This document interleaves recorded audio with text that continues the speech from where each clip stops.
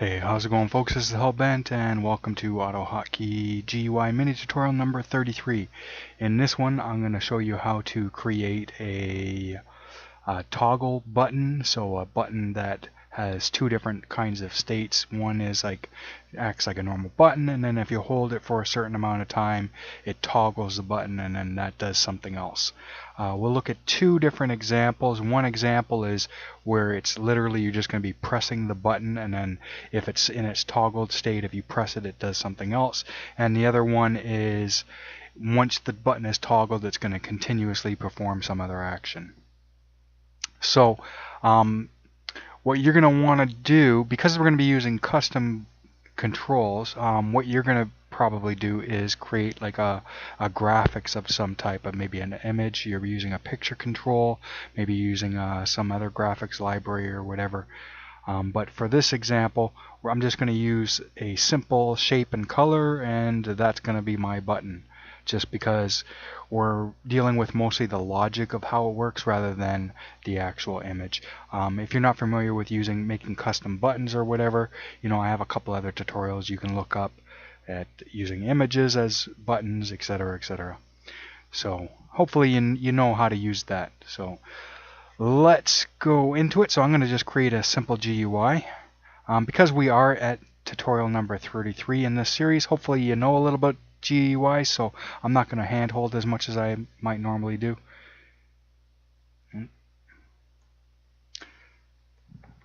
So I'll try to get through this first little bit without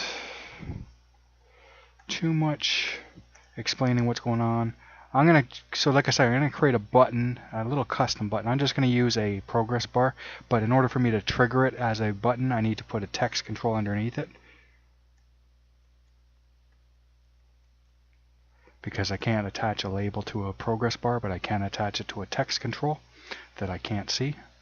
So I'm going to do X30, Y30, width 200, height 50. So I'll make it a nice big button that sits in the middle of a small little screen. And I'm going to attach this to a label. I'm going to call the label button press. So when I press on this text control, it's going to launch this button press subroutine.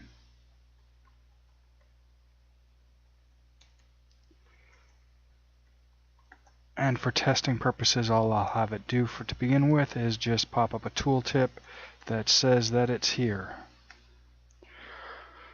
Okay, next thing I'm going to do is I'll just show the GUI. And it's going to be, I'll set the button in the middle, so that gives me 260 for the width and 110 for the height. And I'll give it a name. T button. Okay, have enough. So I have a text control that I can't see sitting in the middle, but if I press it, it should launch this subroutine that gives me a tooltip that says here. There we go. Okay, so I'm going to add my graphics on top, which I'm just going to use a progress bar.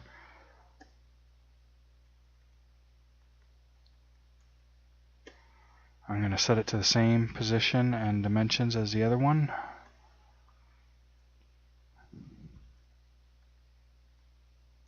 I'm going to give it a background color of, because the background is black, I'll do white. And I'll give it a main color of, how about a bluish color? And I'm going to attach a label to, a variable to this, because I'm going to be changing this depending on what current state of the button is. So I'll call it my button. And I'll set it to 100, so that way the progress bar is fully filled up. So if I click on that, I should now have this blue button, and if I press on it, I get here. Okay, so what I want to have happen is that I want to represent this.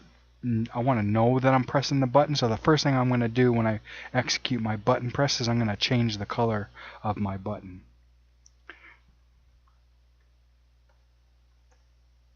So if you're not using a progress bar, you'd swap out the image that you're using in right here. You'd substitute me changing the progress bar with you changing it with your image.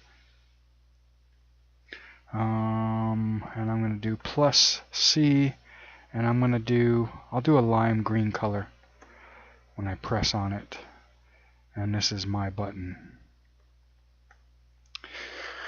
The next thing I'm going to do is because I'm going to be toggling, I'm going to use time as the indicator for my toggle.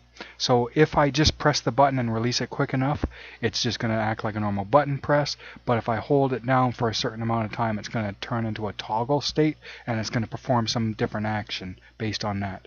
So what I need is a variable to hold the current time, the current tick count. So the tick count is how many milliseconds has basically passed since the last time you restarted your computer.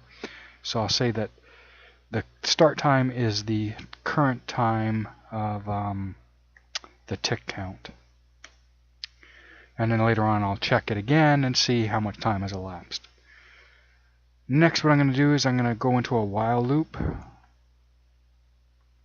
And I'm going to say while I'm pressing the left mouse button, so while I'm pressing the button still, while get key state,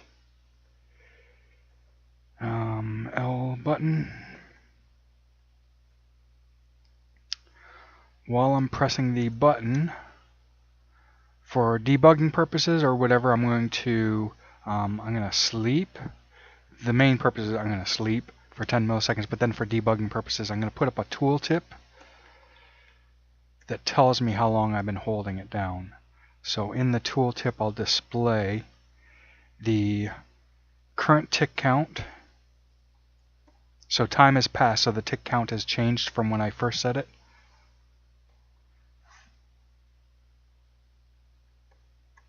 A tick count minus the start time, which gives me how much time has passed.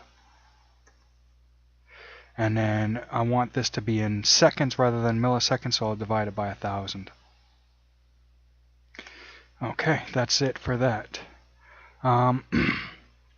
Now my button is going to have a toggle state. So up in the top of the script, I'm going to create a variable that I'm going to call tstate.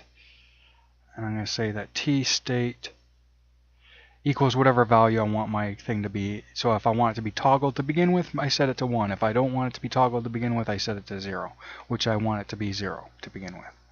So it's not toggled. So in other words, another way of looking at this button that we're going to be creating is like it's kind of a combination between a checkbox and a button. So it's combining both of them into one thing. So what I'm going to do now is I am going to check to see what state I'm in. So I'm going to say if the t state equals 0, and I'm going to also check if a certain amount of time has passed. So let's say if I hold the button down for less than a second, then I just want it to act like a normal button press. So I'll say and rather than me typing out again, I'm just going to copy this. If this evaluates out to be less than 1 second. So if both of those things are true, go ahead and execute this code. And this code, all it's going to do is it is going to turn off the... No, I don't need to do that yet. So as soon as I release the button, the first thing I'm going to do is turn off the tooltip. Before I go testing anything, I'm just going to turn off that tooltip. Then in here, what I'm going to do is, because it's just a normal button press, what I'm going to do is I'm going to switch my currently lime green button back to being blue, which is 0066AA.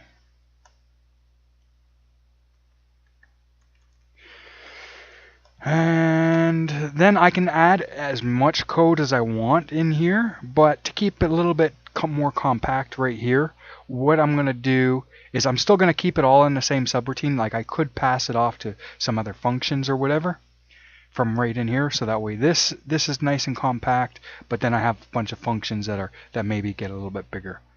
But for this example, what I'll do is I'll just pass it down the line a little bit. I'll drop it down a couple of lines, and I'll just say go to. So I'm basically saying go to line that contains this label. Go to the line that contains press. So I'll create a label called press. So unlike a go sub, this is not a subroutine, so it's not going to be waiting for it to come back to that spot where it launched it. It's just going to jump down to here and then continue on from here. Press for this simple example. All I'm going to do is when I press the button in its normal state, I'm going to take a variable and I'm going to add 1 to it. So I'm going to create a variable up here that I'm going to call my count.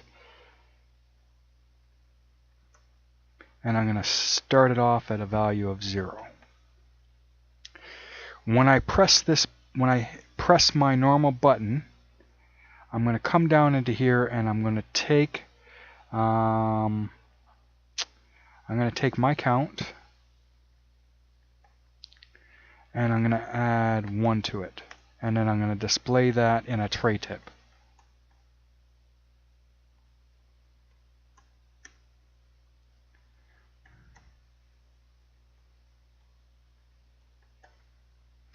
Okay, and then I'm going to return. So it's done. It's done doing what I want it to do. Okay. Other words. Else if. Basically the same statement as I have it there. No.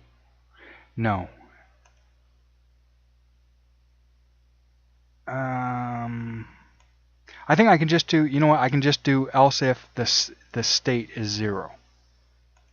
Yeah, I don't need to check, because if this doesn't evaluate to be true, but this one does, that just means that the time was over a second. So if the state is still 0, but the time is greater than 1, then execute this. So I don't need to actually check to see if it's greater or than equal to 1, because it's automatically going to be that. So else if the state is still 0, what I'm going to do is I'm going to change the state to equal 1. So now the state has changed. Now I've toggled it. Rather than me switching the button back to its blue color, I'm going to switch it to another third color. So I'll take this line here and I'll just edit it. So instead of changing it to a blue, I'm going to change it to a red color. So this is the toggled color state. And instead of going to that label called press, I'm going to go to a label called tpress. So this is what happens when the button has been toggled and I press on it. So the state's been changed, I've changed the button back, and I'm going to tpress. So underneath this return here, I'm going to add another label.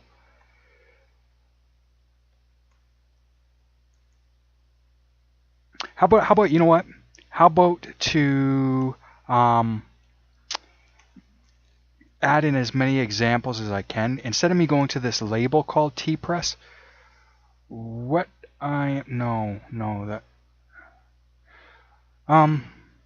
gonna have to do something else, but with it that I don't want to do. But anyways, I'll do it anyways. So I'm gonna go to a function that I'm gonna call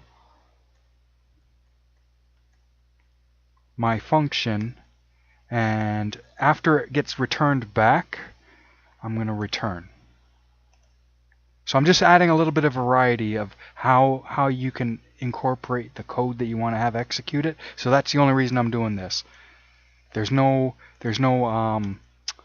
like specific reason why I would want to have the function do it like this, other than just to add a little bit of extra variety for the example.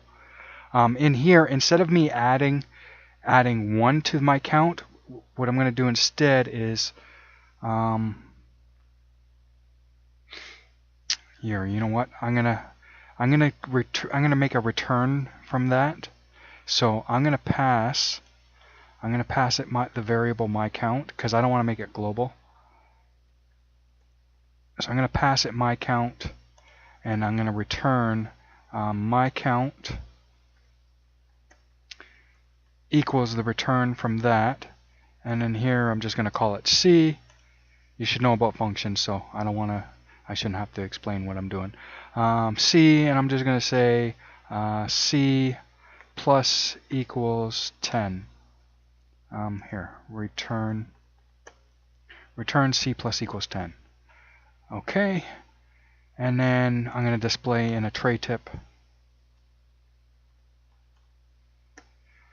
my count.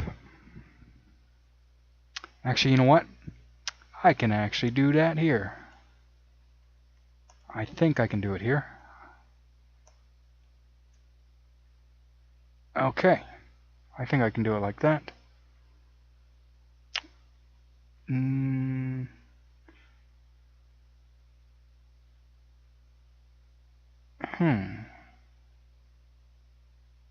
know what, I don't... Yeah, because I want to make sure that I update my count. I'm thinking I don't actually need to... Like, I can display the value just by getting rid of this. It'll still display it, but it won't update the value of my count. So, okay. I think that's okay. So I'm going to go ahead and run this. We only have half of the code out now, but for now, if I press on this, it's going to change. So this is, I think this is the first time we've run it since I've done this. So when I press on this button, it's going to execute this label. The first thing it's going to do is it's going to change this color from being a blue to a green. That just represents what my button looks like when I'm holding it down. And then it's going to get a time that I started holding it down or when the thread launched.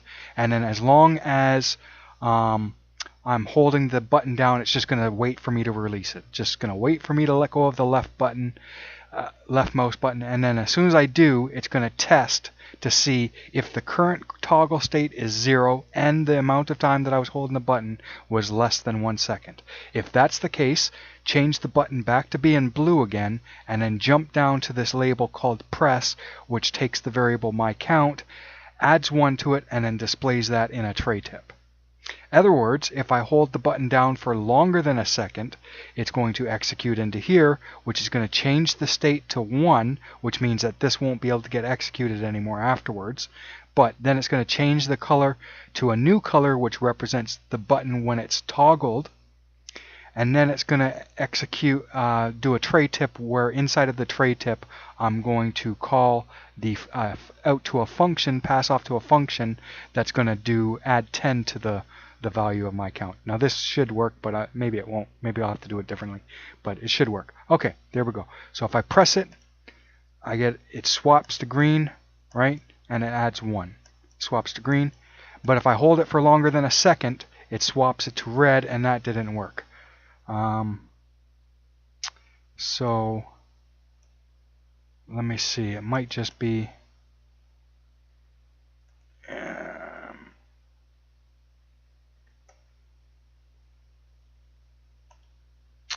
I'll just jump right to that point.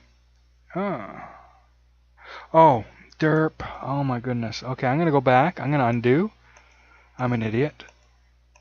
I usually use tooltip. So with a tray tip, to do it like this, I need to add that extra comma. Now this, knock on wood, but this should work now. So if I press, it's just adding 1. But if I hold it, it's going to toggle, and then it's going to add 10. Okay, but now there's no more code. Oh, wait, what's going on? Oh yes. Wait. Something's wrong. That should not be...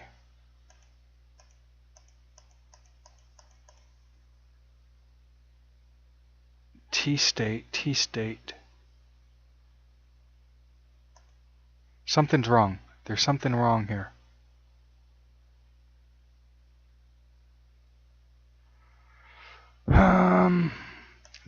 I don't think that should not be executing. Hold on. I have to debug. Okay. Okay, no problem. See, when I press it again now, the T state, unless I did a typo, T state now equals 1. So this is not, if T state equals 0, that's not true. Okay, so it can't do that. Else if T state equals, oh, it's because I haven't added it. I know what the problem is. I know what the problem is. It's because I don't have the rest of my statement that would fill everything out. But what's happening is, I mean, you're probably already caught on to it before I did. Because the T state was, none of these were true, all it did is it just went right into press. Okay, but now if I add in the rest of the logic, it's not going to be able to do that. Because I'm going to have a condition for every contingency. Okay, so now what I'm going to say is else if. So everything is working the way that I want it to. It's just that I didn't have an exit, like I wasn't testing everything, and it was executing this press down there. Else if the state, the T state, so if it is in its toggled state, equals 1 and the amount of time is less than 1 second. So I'm going to copy this.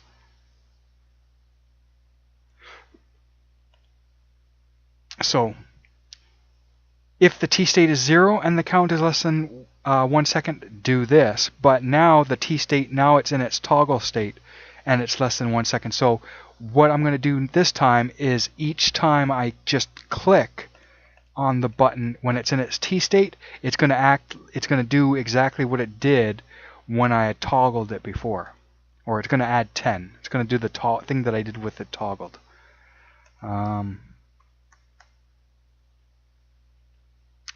So I'm going to, rather than me swapping to blue when I just do a normal press, like click, click, click, click, click, click, with when the T state is on, I'm going to swap it to keep it. I'm going to keep it as red. And rather than me going to press, I'm going to go to my function and display in my tri-tip. But I'm not going to swap the state of the toggle. Other words, if that does, so if all of those aren't true, there's only one thing left. If T state is 1 and the amount of time is greater than 1 second, or greater than equal to 1 second. So I can just say else, but I'll do it as an else if, so that way you can see everything that's going on. So I'll say else if, and the only thing I need to test is if the state equals 1. Else if, so this means that the state, it's currently toggled, and I've once again held it down for longer than a second. If that's true, we're going to swap the state back to being 0. So T state is going to equal 0. And rather than switching it back to red, or switching it to red, I'm going to switch it back to its default color. So this is me toggling the toggle. So it's in its toggled state, and I'm toggling it again, which is setting it back to its normal state, or its default state. So the button goes back to being blue, and rather than passing to this function which adds 10, I'm going to jump down to press.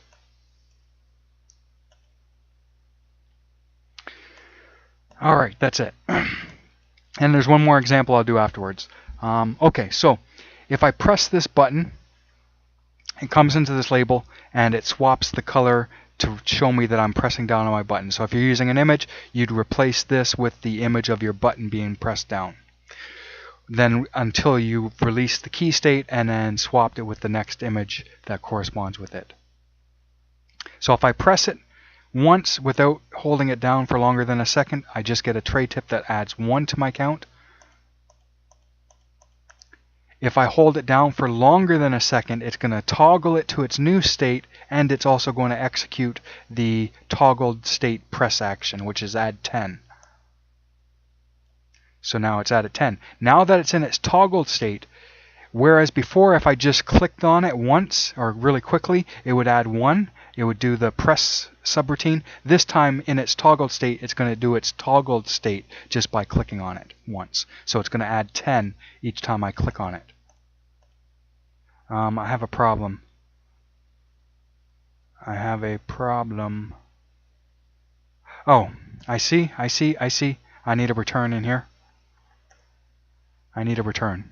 My bad. So that return there is when I press on it in here, because other words, it's doing this, but then it's also going down to press. So I'm going to jump right to the toggled state. Okay, so now if I press it, it just adds 10, 10, 10, 10, 10. But if I want it to go back to being adding only one at a time, I just have to hold it down for longer than a second, and now it's going to go back to adding only one per click. If I wanted to switch it back to tens, hold it down for longer than a second. Okay, so that's the first example. The next one, what we'll do is, rather than, I'll have one action if I just press it, and then another continuous action if it's in its toggled state. And then rather than me having some action that it can do while it's in its toggled state by me pressing on it again, instead, if it's in its toggled state, it's currently performing some loop of an action somewhere else because I have to pass it off. If I press the button again, it's going to exit out of that loop and put it back in its non-toggled state automatically. So to do that, what I need to do is I'm going to get rid of all of this stuff here. Okay, so what I've done is I'm back to having it where if I just click on it once, it adds 1. But if I click on it for longer than a second, it's going to start up a timer. So I'm going to switch the state to being tstate equals 1.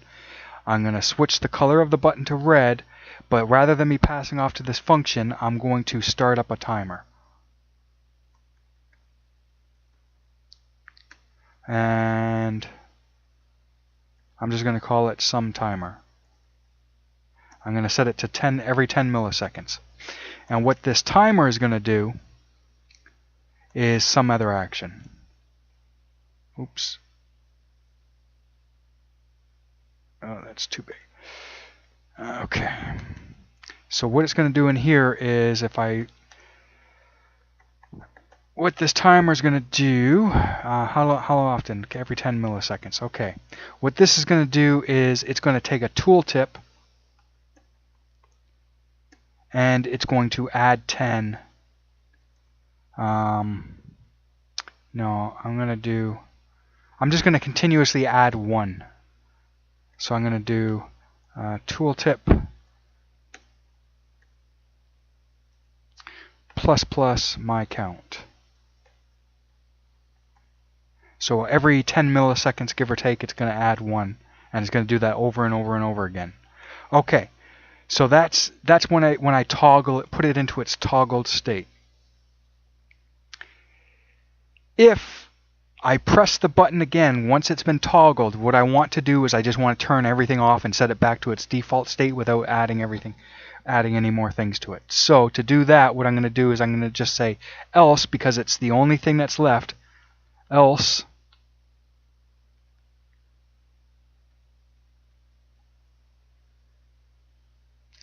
and because I know I'm going to forget, I'm going to immediately add in my return at the bottom because I know I'm going to forget. Okay. Else, what am I going to do? I'm going to change the state of the button.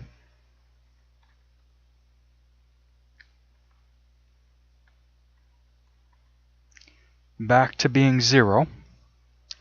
I'm going to take my timer and I'm going to turn it off.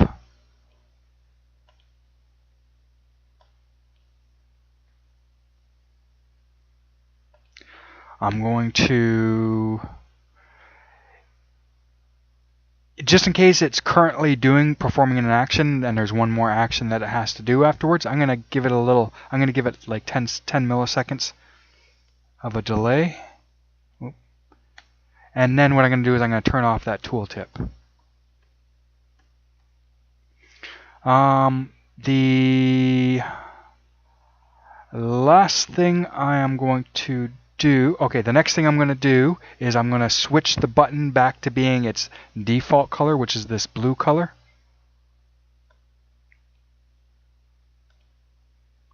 And then what I'm going to do is on a tray tip, I'm going to display for the last time how how much does my count have now.